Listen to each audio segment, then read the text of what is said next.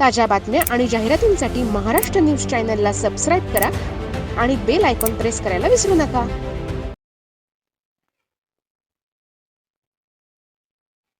आज उत्तर महाराष्ट्रातील नामांकित असलेल्या बचाव क्लासेसचा इयत्ता 10वीच्या विद्यार्थ्यांसाठी करिअर गायडन्स सेमिनार आयोजन करण्यात आले होते. परशुराम सायकेडकर नाट्यगृहात हा सेमिनार मोठ्या उत्साहात पार पडला. विद्यार्थ्यांना मार्गदर्शन करण्यासाठी मुंबई येथील सुप्रसिद्ध व्यवसाय मार्गदर्शिका सौ हिना जैन ओस्तवाल आणि नाशिक येथील सुप्रसिद्ध स्किन एशिया क्लिनिकच्या संचालिका आणि बचाव क्लासेसच्या माजी विद्यार्थिनी MD डर्मॅटॉलॉजिस्ट डॉक्टर रूपम चित्ते गांगोडे तसेच पालक प्रतिनिधी, वन अधिकारी श्री देशमुख आणि बचाव क्लासेसचे संचालक, सर्व शिक्षक, सहकारी, पालक आणि विद्यार्थी यांच्या उपस्थितीत प्रमुख पाहुणे यांच्या हस्ते दीपप्रज्वलन करण्यात आले. या प्रसंगी विद्यार्थ्यांना मार्गदर्शन करताना डॉक्टर रूपम यांनी वैद्यकीय क्षेत्रातील करिअरच्या संधी आणि मार्ग, त्यासाठी कठोर परिश्रम आणि सातत्य यांची आवश्यकता असल्याचे प्रतिपादन केले. सौ हिना मॅडम यांनी विविध क्षेत्रातील करिअरच्या संधी तसेच विदेशातील शिक्षणासाठी आवश्यक असलेल्या पात्रता आणि परीक्षा याविषयी सखोल मार्गदर्शन केले. वन अधिकारी देशमुख यांनी विद्यार्थ्यांनी योग्य पद्धतीने आणि योग्य मार्गदर्शनाखाली तयारी केली तर सामान्य कुटुंबातील विद्यार्थी सुद्धा उत्तम यश संपादन करतात. बचाव क्लासेसचे संचालक बचाव सरांनी क्लासेसच्या विविध उपक्रमांबद्दल तसेच जेहान सर्कल येथे लवकरच सुरू होणाऱ्या नवीन शाळेविषयी माहिती दिली. मिश्रा सर स्वतः गणितात गोल्ड मेडलिस्ट आहेत. त्यांनी विविध स्पर्धा परीक्षा CET, नीट, JEE मेन्स आणि ॲडव्हान्स याविषयी माहिती देत स्पर्धा परीक्षांची कशी तयारी करतात आणि संपादन केलेल्या यशाची माहिती दिली. यावेळी बचाव क्लासेस संचालक, शिक्षक, पालक, विद्यार्थी मोठ्या संख्येत उपस्थित होते. ये जो प्रोग्राम है, ये जो सेमिनार जो बचाव क्लासेस ने अरेंज किया है, सबसे पहले तो thank you sir for giving us the opportunity. Career आज बहुत ही ज़्यादा महत्वपूर्ण इसलिए है कि पिछले जनरेशन का अगर आप सोचेंगे, जैसे यहाँ पर काफ़ी पेरेंट्स भी आए हुए हैं, तो अगर वो 20-25 साल पहले जाके अपने बारे में सोचेंगे, अगर जब वो 15 या 16 या 18-20 साल के थे और उनके पास क्या ऑप्शंस थे, उनके पास क्या अपॉर्चुनिटीज़ थी और आज क्या ऑप्शंस और अपॉर्चुनिटीज़ है बच्चों के सामने, तो उसमें ज़मीन आसमान का अंतर है. जो सभी उपस्थित मेहमान हैं उन्होंने बहुत अच्छी बातें कही और मैं उनका एग्जाम्पल भी मैं अपने इस टॉक में इंक्लूड करूँगी. सबसे पहले मैं सर को बोलूँगी कि जिनके बारे में इन्होंने बात की, तो इनका दृष्टिकोण था कि वो प्रेम की वजह से उन्होंने अपने करियर में इतना यश उनको मिला. पर मुझे ऐसा लगता है कि behind every successful man there is a woman. I would view it from that perspective. तो नज़रिए की बात होती है. तो इसी से हम लोग शुरू करते हैं. करियर नेक्स्ट बात करते हैं. तो ऐसा एक करियर, ऐसा एक व्यवसाय हमको चुनना चाहिए. ऑलमोस्ट सभी बच्चों के पास ये अपॉर्चुनिटी भी है कि वो एक ऐसा करियर चुन सके जो ना सिर्फ उन्हें फिनेंशियल स्टेबिलिटी दे, मतलब जो ना सिर्फ उन्हें पैसे कमाने का एक जरिया हो, बट ऐसा भी जिसे वो सच में पसंद करते हो, जिसमें उनकी निपुणता, कुशलता, कौशल्य हो और जिसमें आगे जाके अपॉर्चुनिटीज़ भी हो.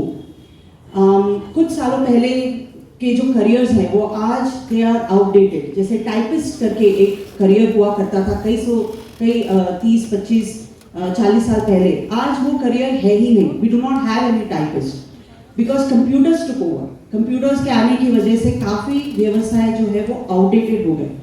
और आज स्पेशली जब हम AI-ML के बारे में बात करते हैं, आर्टिफिशियल इंटेलिजेंस के बारे में बात करते हैं, तो आने वाले 5-10 सालों में बहुत ज़्यादा बदलाव और अंतर आने वाले हैं.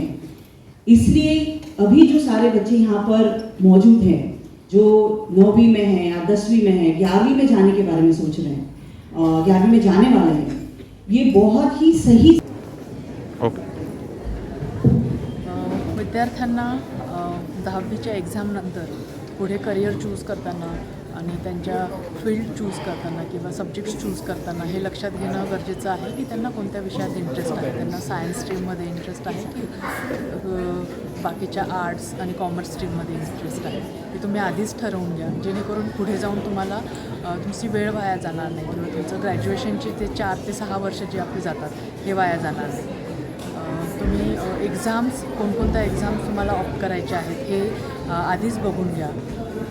एखाद्या फील्डला फॉलो करण्यासाठी देर आर मल्टिपल एक्झाम. जसं आता आपण समजा मेडिकल फील्डला फॉलो करणार आहोत तर भरपूर एक्झाम्स असतात, वेगवेगळ्या एक्झाम्स असतात.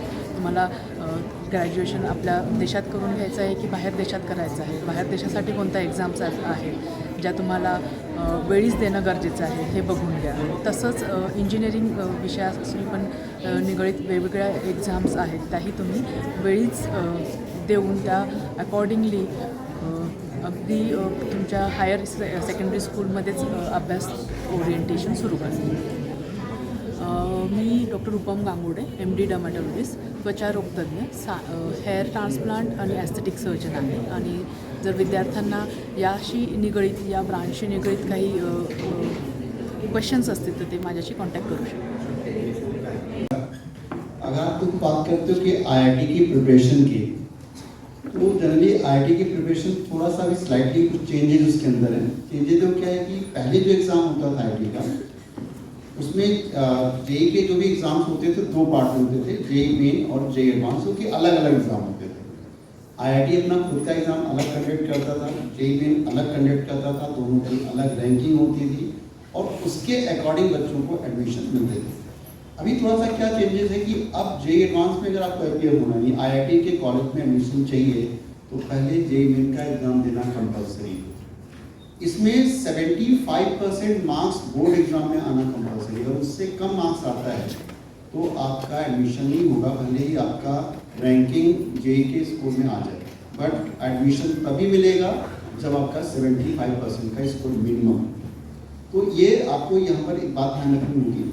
जब आप JEE मेन का एग्ज़ाम देते हो तो JEE मेन के एग्ज़ाम देने के बाद में आपका 1.5 से 2 लाख ये ईयर टू ईयर सीट के अकॉर्डिंग वेरिएशन आता है. आज सुद्धा माझं हे आठवते, कारण का त्यासाठी त्या 2 छड्या ज्या बसल्या होत्या त्या सुद्धा आज आठवण करून देता आपण काय चुकलो. म्हणून आपली दिशा चुकू नये म्हणून मी तुम्हाला विनंती करेल, विद्यार्थी मित्र हो, आपण जीवनात काय करायचं, कसं पुढे जायचं आणि त्याच्यासाठी आपला सहवास आहे. तर सहवास खूप महत्त्वाचा असतो जीवनामध्ये. असं म्हटलं जातं पाण्याचा एक थेंब जर तव्यावर पडला तर त्याचं अस्तित्व संपतं, त्याचं त्या ठिकाणी अस्तित्व संपतं. जर तो कमळाच्या पानावर पडला तर तो मोत्यासारखा चमकतो आणि जर तो शिंपल्यात पडला तर त्याचा मोती तयार होतो. फरक असतो तो फक्त त्याला लाभणाऱ्या सहवासाचा. सहवास हा जीवनाची प्रगती किंवा अधोगती याच्याकडे जाणारा फलक आहे. त्याच्यामुळे जीवनात सहवास खूप महत्त्वाचा आहे. आपण कोणाच्या सोबत आहोत, मुलींनी तो विचार करायला पाहिजे, मुलांनी पण तोच विचार करायला पाहिजे. आपण कुठं चालतो आहे, आपला व्यासंग काय आहे, आपलं एक उद्दिष्ट ठरलं पाहिजे. मी बच्छाव सर, संचालक बच्छाव क्लासेस. दरवर्षी आपण 10वीतनं 11वी-12वीत जाणाऱ्या विद्यार्थ्यांसाठी करिअर गायडन्स या विषयावर सेमिनार घेत असतो.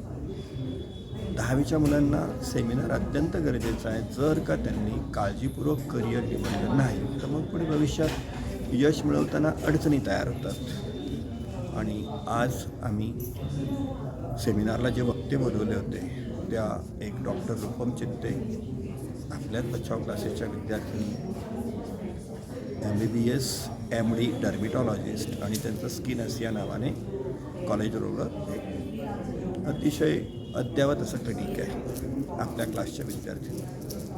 आणि दुसऱ्या ज्या गेस्ट होत्या त्या होत्या डॉक्टर हिना ओसवाल. तर ह्या तर अगदी इंटरनॅशनल लेवलच्या स्पीकर आहेत त्या करिअर गायडन्सवर.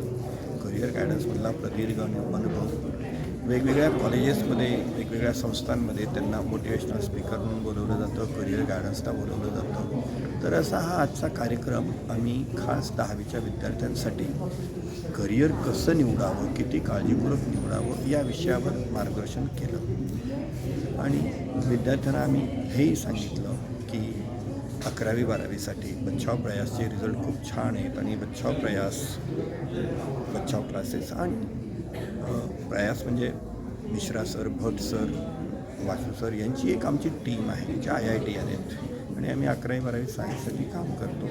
तर त्या सगळ्या उपक्रमांची माहिती आजच्या सेमिनारमधनं दिली. दुसरं म्हणजे आपली